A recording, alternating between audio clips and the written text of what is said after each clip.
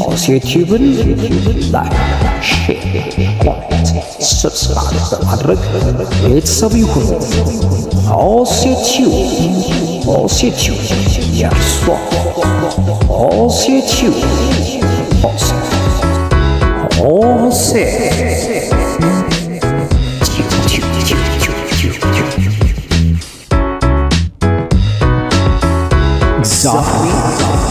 ያድናል፣ ያድናል።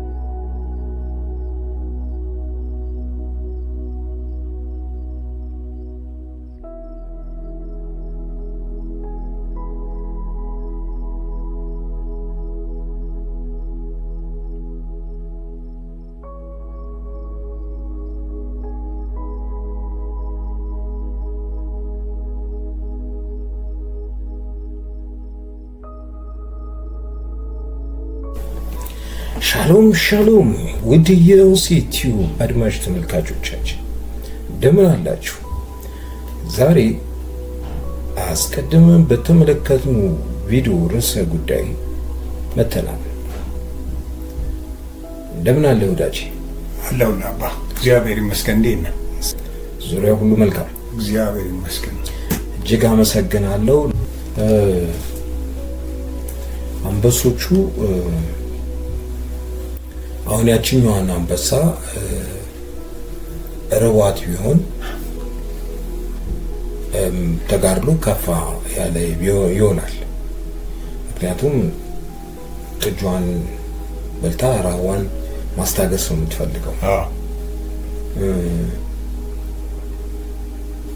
እችኛውም ረዋት ቢሆን ትተዋለች አትተውም ሌላ ጥያቄ ነው። አንድ እሱን ያዝልኝና አንድ ነገር በጣም አስፈልጎናል። ያን ነገር መጠቀማችን ግድ ነው።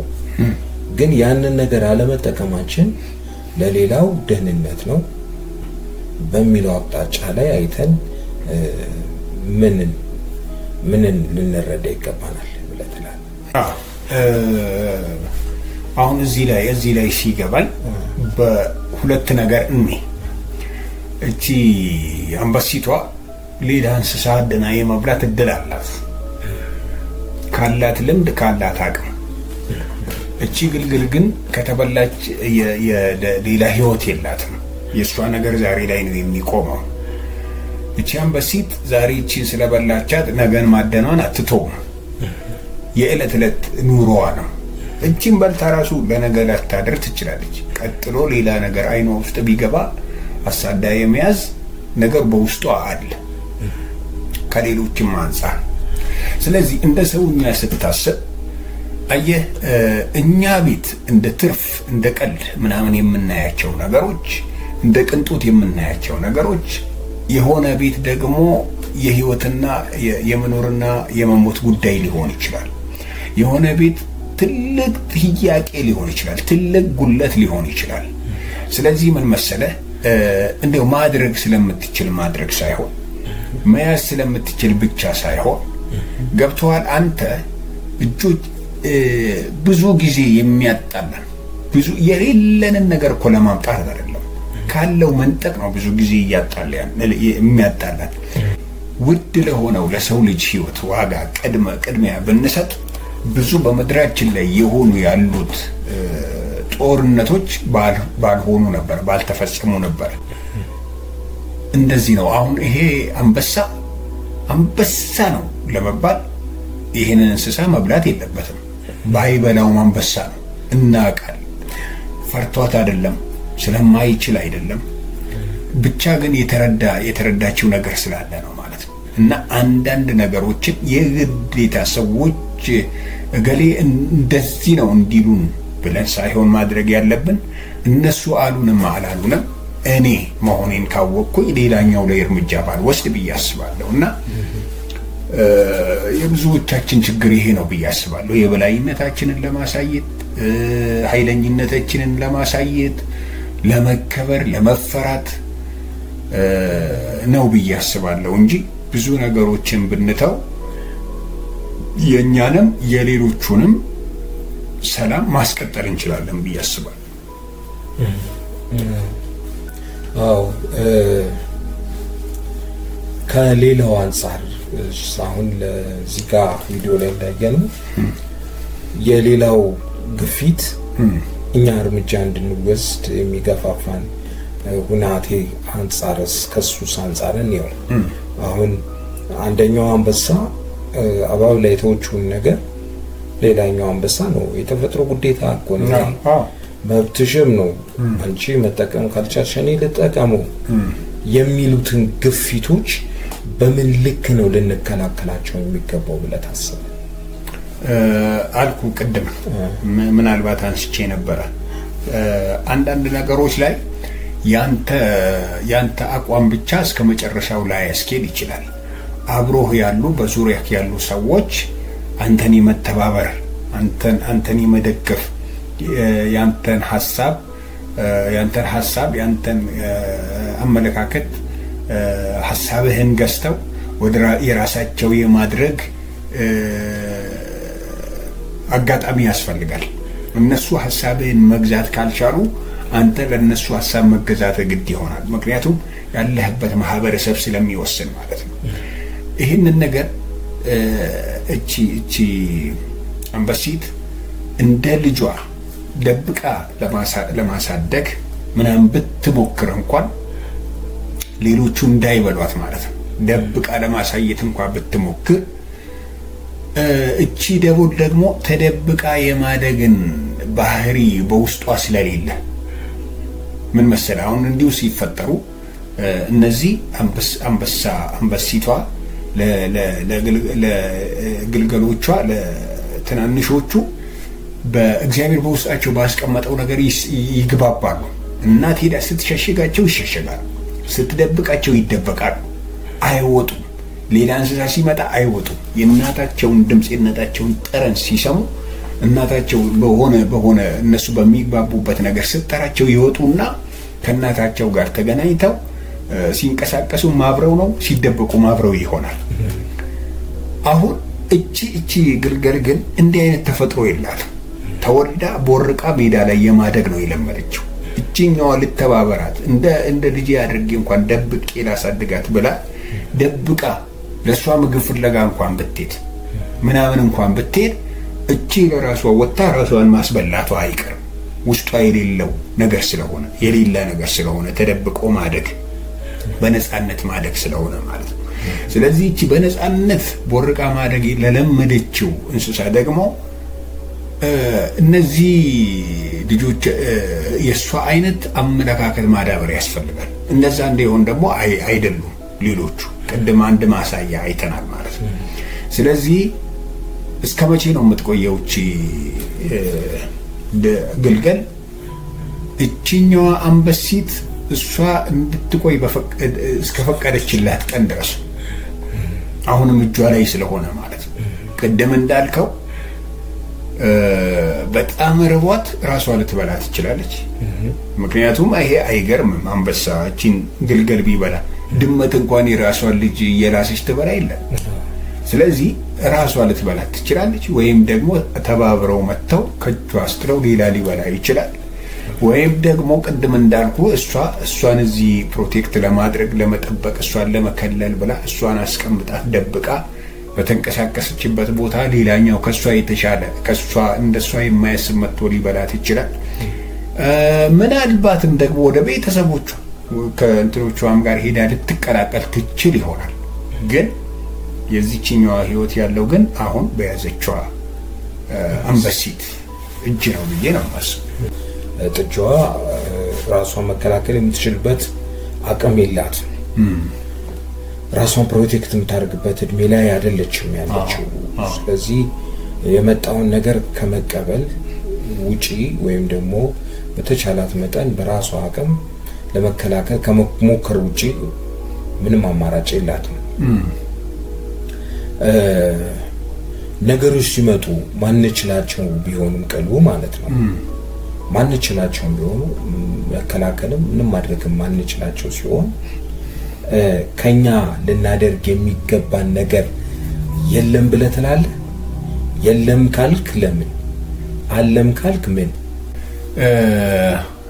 ምንም ማድረግ አንችልም፣ ምንም ማድረግ አልችልም በሚለውማ ተቀምጠን ቢሆን ኖሮ ብዙ ነገሮቹ አሁን የምናያቸውን ነገሮች ባላየናቸው ነበረ። የአቅማቸውን መሞከር እስካሉበት ጊዜ ድረስ መሞከር፣ ምንም ማድረግ አልችልም የሚል አስተሳሰብ አንደኛ ለራስህም ቀጥሎ ለሚመጣውም ሳትኖር እንደማለፍ ነው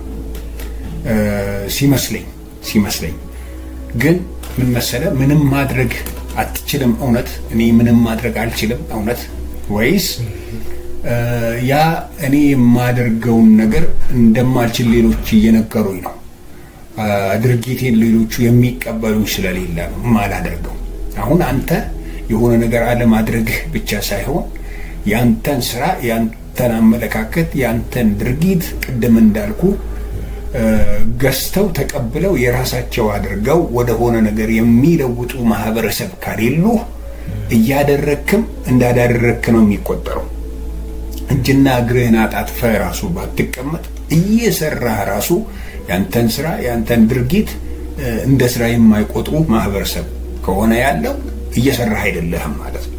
ነገር ግን ምንድነው ታዲያ የሚሻለው?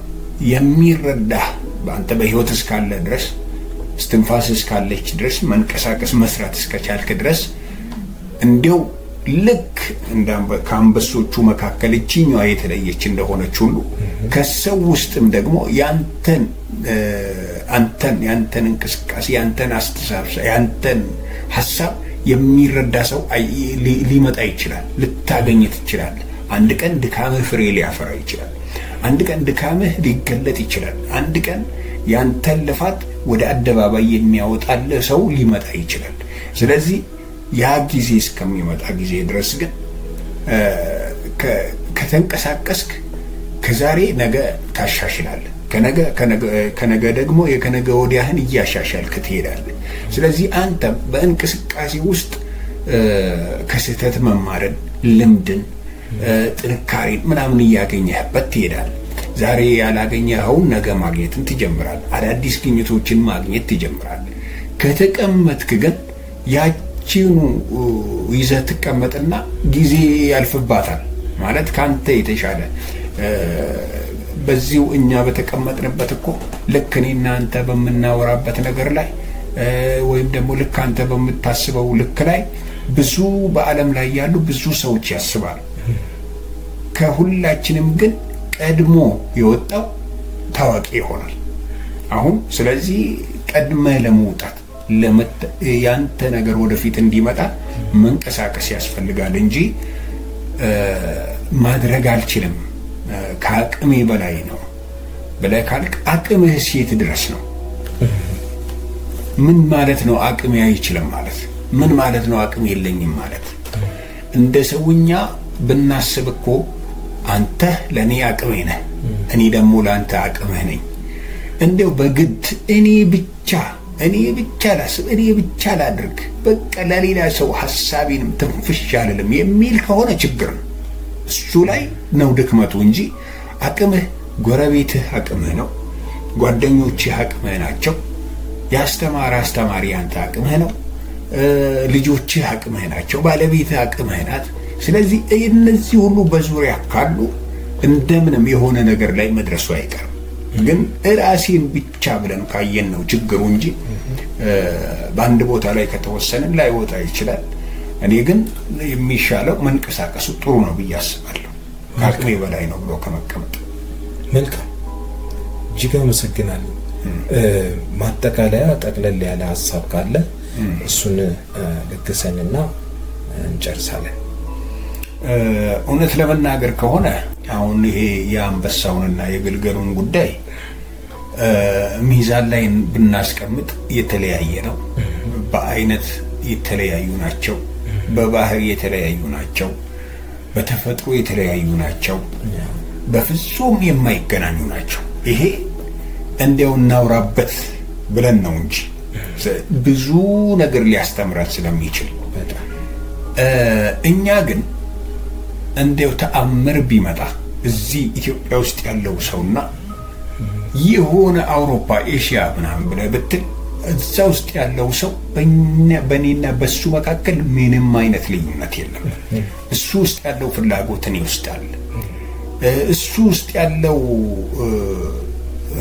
ሐዘን እኔም አዝንበታል። እሱን የሚያስደስተው እኔንም ያስደስተኛል። እሱን የሚያሳዝነው እኔንም ያሳዝነኛል። ከተቀመጥንበት ከምንኖርበት ቦታ ነው እንጂ የተለያየ ነው። አንድ ሰው ከተባለ ሁሉም ሰው አንድ ነው። ሰው በመሆናችን ላይ ብቻ አንድ ነው። እሱ አንድ ያድርገን። ገባ? እንደ ሰው ራስህን ማየት ስትጀምር አንተ ቤት ሊገባ የማትፈልገውን ነገር ሌላው ሰው ቤት እንዳይገባ የምትከለክል ከሆነ፣ አንተ ላይ እንዲደርስ የማትፈልገውን ሐዘን ሌላኛው ሰው ላይ ሌላውን ላለማሳዘን የምትሄድ ከሆነ እኛ በመካከላችን ልዩነት የለም። እነዚህ እንኳን በመካከላቸው ሰፊ ልዩነት ሆኖ እንኳን እነዚህ እንስሳ አንዱ ለአንዱ አዝኗል። በእኛ መካከል ግን ይሄን ያህል የሰፋ ልዩነት የለም ብዬ ነው የማስበው። ስለዚህ እርስ በራሳችን ብንተዛዘን ብንተሳሰብ ብዬ አስባለሁ። እግዚአብሔር ይባርክ። አሜን። በጎ ሀሳብ ነው።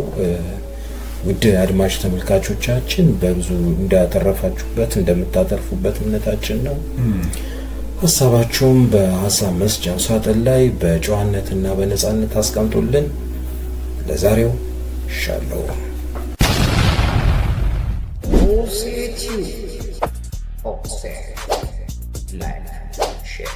subscribe